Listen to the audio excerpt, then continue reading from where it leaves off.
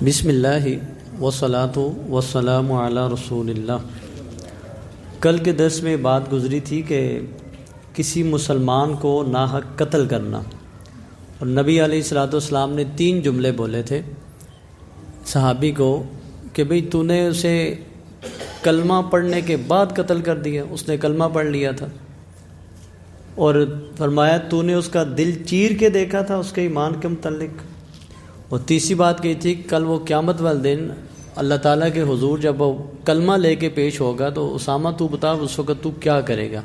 یعنی اتنے سخت الفاظ تھے کہ صحابی کہتے ہیں کہ اے کاش میرا جی چاہتا ہے کہ میں اس سے پہلے مسلمان ہی نہ ہوا ہوتا، یعنی نہ مجھ سے یہ گناہ ہوتا اتنا بڑا، نہ ایسے معاملات ہوتے۔ اتنا وہ خوف زدہ ہو گئے اس بات سے۔ آج کی دوسری گفتگو یہ ہے کہ ہمارے ہاں جس معاشرے سے، جس دور سے ہم گزر رہے ہیں، ہمیں بھی نہ دوسرے کو کافر کہنا، مشرک کہنا، یہ اس کا بہت زیادہ جو ہے نا رجحان بڑھ گیا۔ وہ جو خاص طور پہ قتل والے معاملات ہیں نا، اس قتل میں ایک قتل دینی لحاظ سے بھی ہوتے ہیں کہ میں سامنے والے کو یہ سمجھتا ہوں کہ یہ مشرک ہے، یہ کافر ہے، ہاں جی، تو اس کو جو ہے وہ ذرا بات ہوئی جذبات میں آئے تو بندہ فارغ کر دیا۔ بڑا سنگین مسئلہ ہے۔ اس بات کو بھی ذہن نشین کر لیجئے کہ آپ صلی اللہ علیہ وسلم نے بتایا ہے، کوئی بندہ کسی کو کہتا ہے نا یا کافرو، آپ اپنی زبان میں کیا کہیں گے؟ اے کافر، یا فلاں کافر ہے، یا وہ کہتے ہیں یا منافقو، وہ منافق، یا وہ کہتے ہیں فلاں منافق ہے۔ آپ علیہ السلام فرمایا اگر تو وہ کافر ہے تو ٹھیک، اگر وہ کافر نہیں ہے تو وہ کفر جو ہے وہ اس بندے پہ واپس آ جاتا ہے جس نے بولا ہوتا ہے۔ کتنے سخت الفاظ ہیں یہ۔ وہ منافق ہے تو ٹھیک ہے، نہیں تو وہ نفاق کا جو اس پہ اس نے فتویٰ دیا نا، وہ سارا آ کے اس کہنے والے کے اوپر آ جاتا ہے۔ ہمارے مولانا صاحب کو بہت اچھا سمجھا جاتا ہے، جو اسٹیج پہ کھڑے ہوں، سامنے بیٹھے لوگوں کو اتنا خوش کر دیں اور بعد میں سننے والوں سے بے شک وہ گالیاں کھائیں یا وہ خون کے آنسو رہے کہ مولوی صاحب نے تو ہمیں جہنم میں جا کے پھینکا ہے۔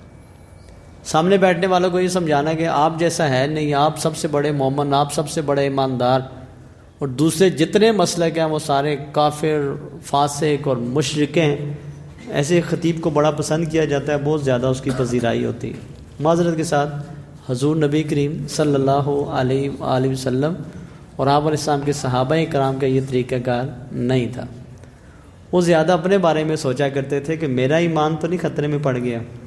کتنی آپ کو ایسی روایتیں ملیں گی کہ ایسا کوئی غلط کام ہو گیا تو فوراً ان کا رضیت باللہ رب و بالاسلام دین و بمحمد النبی، تجدید ایمان، خوف پیدا ہو گیا کہ مجھ سے یہ کام ہو گیا کہ میرا ایمان تو نہیں خطرے میں پڑ گیا، فوراً اس طرح تجدید کر لیتے۔ اور صحابہ کرام آپ کو ملے کہ جو کہتے یار وہ کیفیت نہیں رہتی جو نبی علیہ السلام کی موجودگی میں ہوتی ہے، گھر بار جاتے ہیں تو کیفیت چینج ہو جاتی ہے، یہ کہ دوغلا پن تو نہیں ہے، منافقت تو نہیں ہے۔ وہ اپنے بارے میں پریشان رہتے تھے، اور ہمیں جو ہے وہ دوسرا بندہ منافق، فاسق اور فاجر نظر آتا ہے، اور کافر اور مشرک نظر آتا ہے۔ چینج کر دیجئے اس روش کو، یہ طریقہ کار درست نہیں ہے۔ اگر کوئی بندہ پوچھے نا کہ جنت میں کون جائے گا یا حق پہ کون ہے، تو بجائے اسے یہ جواب دینے کے کہ ہم جائیں گے، کوئی بھی مسلک کا بندہ اپنے بارے میں فتویٰ دے، نہیں۔ اگر وہی الفاظ رکھیں گے نا جو نبی علیہ السلام کے الفاظ ہیں، درس کی آخری بات، بجائے اس کے نا میں کہوں جی اہل سنت والجماعت، میں کہوں جی دیوبند، میں کہوں جی اہل حدیث، یا کوئی بھی ایسا نام لے لوں، یہ لوگ جنت میں جائیں گے، یہ حق پہ ہیں، تو یہ اس کا غلط جواب ہے، یہ اس کا غلط جواب ہے۔ شاید کچھ لوگوں کو تکلیف ہو، ممکن ہے کہ علمی کی وجہ سے، لیکن میں کھلے لفظوں میں اس کا غلط جواب ہے۔ اس کا صحیح جواب کیا ہے؟ کوئی بندہ پوچھے کہ کون اہل حق ہیں اور کس نے جنت میں جانا ہے، وہ جواب دیجئے جو حضور نبی کریم صلی اللہ علیہ وآلہ وسلم نے دی۔ آپ نے جواب دیا ما انا علیہ و اصحابی، اہل حق اور وہ جماعت وہ ہے کہ جو اس طریقے پہ ہوگی، ما انا علیہ، جس طریقے پہ میں ہوں اور جس طریقے پہ میرے صحابہ کرام تھے۔ یہ دیکھنا پڑے گا، یہ سخت سی بات ہے تھوڑی سی۔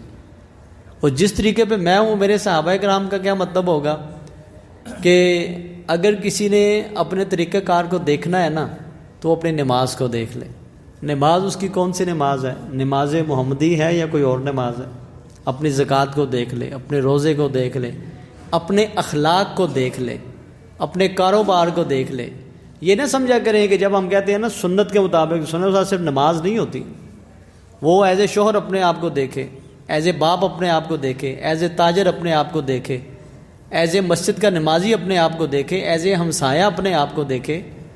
ایک جس پوسٹ پہ وہ ہے، جس لوگوں سے اس کا رابطہ، اس حوالے سے اپنے آپ کو دیکھے کہ وہ محمدی ہے یا نہیں ہے، وہ آپ صلی اللہ علیہ وسلم اور صحابہ کرام کے طریقوں پہ چل رہا ہے کہ نہیں چل رہا. اگر تو وہ یہی ہے تو اس کا جواب ہے کہ الحمدللہ، امید ہے کہ اس رب کی رحمت شامل حال ہو گئی تو ہمارا بھی بیڑا پار ہو جائے گا.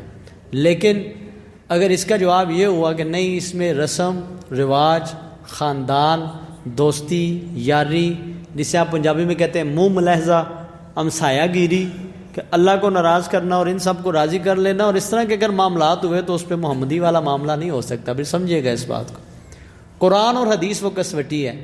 آپ صلی اللہ علیہ وسلم کا طریقہ کار، صحابہ کرام جیسے نبی صلی اللہ علیہ وسلم کے طریقہ کار پہ چلیں، اسی راستے پہ چلیں گے تو فلاح کا راستہ ہے. وہی الفاظ بولیں گے تو یہ اس کا درست جواب ہے. ورنہ یہ تکفیری ذہن، کفر اور شرک کے فتوے اور معاملات، یہ بڑے دور تک، اور اس کا آخری انجام قتل تک پہنچ جاتا ہے. مجھے چاہیے کہ میں اپنی ہر خوشی اور ہر غمی نبی علیہ السلام اور صحابہ کرام کے دور میں لے جاؤں کہ ان کی خوشی کیسی تھی اور ان کی غمی کیسی تھی. ان کے طریقہ کار اور میرے طریقہ کار اگر آپس میں میچ کریں تو الحمدللہ تھوڑی تسلی کی جا سکتی ہے. لیکن اگر میں رسم اور رواج کی ندیوں میں بہہ جاؤں، اس کا مطلب میرے اندر خرابی ہے. مجھے بھی بہت زیادہ اصلاح کی ضرورت ہے، اور آپ کو بھی. اللہ تعالیٰ عمل کی توفیق عطا فرمائے.